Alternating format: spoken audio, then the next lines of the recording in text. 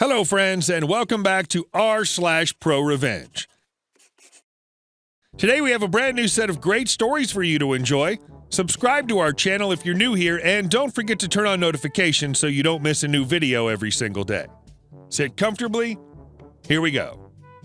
The story on how I got promoted to Director of Sales and Sales Recruitment. I've been with my current employer for many years now. Even though I've quit, I've come back to them. My company also has an incentive.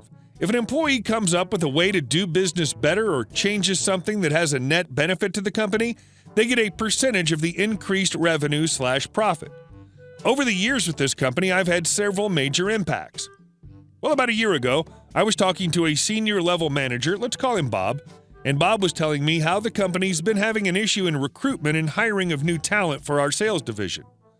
Now, I'd been in sales before and knew the pitfalls our structure created and why senior reps would excel and junior reps would get crushed, and had a really good idea on our turnover challenges. Then one night, I had an idea on how to change the sales structure of our company almost entirely, which would still retain our senior reps, but also make it easier for younger, more junior reps to find success and stability, by result reducing turnover. I spent a good amount of time designing this plan before I ever presented it to anyone. Since this was Bob's area of expertise, after many revisions and bouncing it around my head, I called Bob and presented my idea to Bob. Bob liked it a lot. However, he had a few minor tweaks, and he brought up concerns company executives would have. I tweaked the plan and came up with rebuttals to those objections and shared my plan with Bob. I did this several times. I'd say that my plan stayed about 90% original. Bob had been with our company for decades at this point, and I've known him for my entire time, so I trusted Bob would be sure to credit me. Considering my name was all over my presentation, I sent it over to Bob. I expected Bob to share in the love with me, should there be any. I felt like I needed Bob as an ally to make my idea work, which is why I brought him in on my plan. I followed up with Bob, and he basically made it seem like my idea was rejected, that the company was going to keep on doing what it's always done. Okay, fine, whatever, crap happens. It's not the first time my ideas have been rejected. Cue a few months later, and our new fiscal year is starting, and our CEO calls everyone to a company-wide meeting. As I sit down to watch, I witness our CEO praise Bob for coming up with a brilliant new sales structure, strategy, and compensation plan. It is my plan with my name removed. The CEO is gushing over how wonderful this idea is, how he thinks it'll benefit us greatly. I'm effing fuming, PO'd, Bob stole my work, put his name on it, and took credit. He violated my trust and lied to me. He told me the company had rejected the idea, yet here I am watching my company implement my idea. I get on the phone with my VP and let loose. Now, my VP, let's call him Tim, is a really good guy, and I trust him. Tim is taken aback. Says that right around the time I presented my plan to Bob, Bob started presenting to senior management, and it was almost immediately considered a great idea. In fact, Bob knew the company was considering forcing him into retirement because they felt Bob was holding the company back and the company needed to make a change, and this idea saved Bob's job. Now, to give you an overview of how in-depth my plan was, completely restructured compensation plan, completely changed how we present ourselves to new potential hires, completely changed our sales training to be more focused on real-world realities, refined the sales order process to reduce workload and streamline, did all that using current infrastructure. Each step included suggestions on how to implement the change. Bob oversaw all of this in his current role. I then asked if I could prove that it was my idea, that I'd presented it to Bob, and so forth. Now, Bob and I had discussed this over email and Facebook Messenger and another chat app. I went through our emails, Facebook Messenger, and a chat app. I took screenshots, created a PowerPoint, makes it so easy to present ideas, and sent it to my VP. 2 days later, my VP called and said I needed to go into a conference call with HR, my VP, and the CEO. In that meeting, we discussed the plan I'd created, the collaboration I'd done with Bob, and my plan to implement it. Not only that, I presented the research that I'd done, which Bob did not have access to, and justified why my idea was a good idea. The CEO seemed impressed with what I'd done and convinced that I was the true creator. I was then asked what I thought had happened, and I straight up accused Bob of stealing my idea and removing my name from it in an attempt to further his career. I was told they would be having a separate meeting with Bob, and after that, they would inform me of any future changes. A week later, my VP called and asked if I was offered the chance to implement my plan, would I be willing to do so? This was obviously a promotion, and I said of course. 2 weeks later, I get a call from my VP telling me he's coming up to my location to visit me. He also tells me I should make sure I look sharp and presentable. I tried to figure out why he was coming, but he wouldn't say. 2 days later, I come into the office, check my email. Now, all big retirements/resignations are announced company-wide. I see an email stating that Bob has retired. What I found strange is the retirement date was effective immediately and that his replacement will be announced shortly.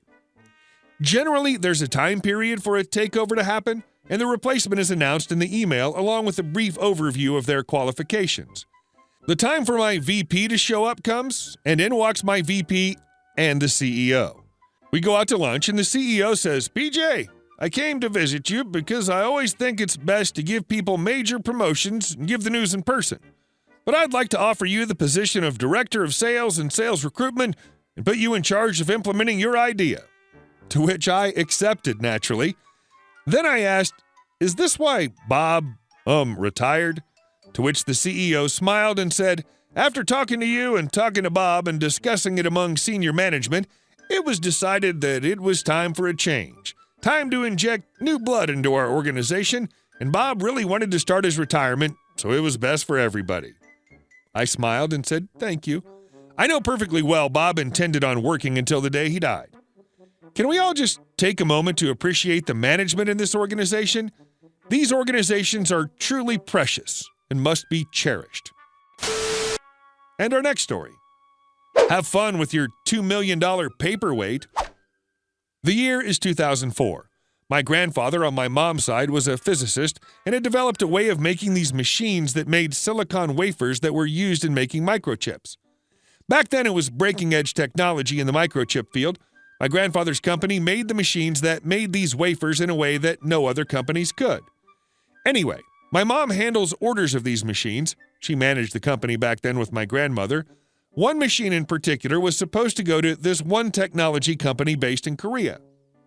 They'd purchased a machine that made one specific kind of chip.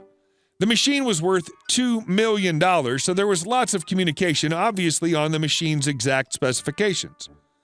Well, the communication director for the Korean company was this preppy little crap we'll call SH for craphead. SH gives my mom's company the exact specifications for the machine and a down payment of $500,000 or so to make the machine. So the company makes the machine and ships it to Korea with an engineer to set it up when they get there. At 3 o'clock in the morning, my mom gets a call from SH. In bad English, he basically tells my mom that we needed to include some features with it that he claimed he asked for, but did not, or he's not sending us the rest of the $1.5 million. My mom is confused at first, then asks to speak with his manager. He keeps saying no. So she asks if she's on speakerphone and if the engineer, Glenn, is in the room. The answer is yes to both. She then tells Glenn to put the machine to sleep and get on the next flight home. Putting the machine to sleep basically made it inert, as you may have guessed. Only our engineers could turn the machine back on. She then asks if Glenn understood her, and Glenn says yes. Then he hears some hushed talking. Glenn later tells her that another Korean guy was asking SH if SH knew what my mom said. SH did not. The other Korean guy tells SH, and SH starts to yell at my mom. My mom hangs up. 20 minutes later, the phone rings again. It's SH's manager. SH has been fired after the machine was put to sleep and Glenn left the building. Glenn was almost at the airport when my mom called him, explained, and told him to go back. The $1.5 million was released and all ended well, except for SH. Your mom cost some corporate dude his job. That's pretty pro-revenge in my book. And our last story. I thought ghosting was for Tinder dates, not employees. So I've been working for a food shop for about 3 years now. The place is an absolute hellhole. This past year, we've had 7 general managers and double that for the amount of associate employees to roll through. The turnover rate is ridiculous. That being said, I'm the only employee to know how to do everything at that store because I've been there so long. Or at least I was. I went home about a month and a half ago for fall break. I'm a college student whose hometown is out of state. I told the new manager, Josh, who started a week before I left, the date that I would be back. Our fall break is Wednesday through Friday and then the weekend.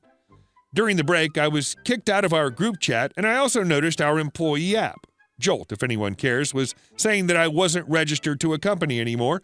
So I texted our general manager. No answer. Then I text one of my fellow shift managers who'd been there for about 3 months at the time. He says Josh let me go because he felt like I didn't respect him as the general manager and belittled him by always telling him what to do, aka training him. Who ghosts their most experienced employees instead of firing them to their face or even over text? Being that I put 3 years into this company and actually very much enjoyed my job and the yearly raises that I'd earned, I was livid.